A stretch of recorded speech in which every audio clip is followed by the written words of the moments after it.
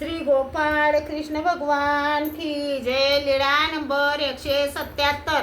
वाराणसीचा निर्णय। महादायसाने विचारले, जीजी दादोस म्हणतात, पुराणात असे सांगितले आहे की या पृथ्वीत एकूण 9 खंड आहेत, त्यात एक जम्बू नावाचे मोठे बेट आहे, त्यात भरतखंड नावाचा आपला भारत देश जुना आहे, त्यातच 10वे उपखंड म्हणून वाराणसी नावाचे एक खंड आहे।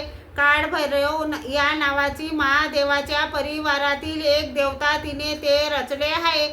ज्यावेळी महादेवास ब्रह्मपाठ लागते ते दूर होण्यासाठी अनेक तीर्थात जाऊन त्यांनी प्रयत्न केला, परंतु ते दूर होतच नव्हते।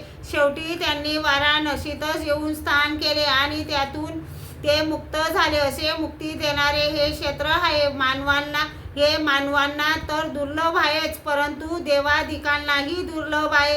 या वाराणसीच्या 5 कोसाच्या परिसरात किडा माकोड्याला जरी मृत्यू आला तर तोही या जन्म मृत्यूच्या बंधनातून मुक्त होतो।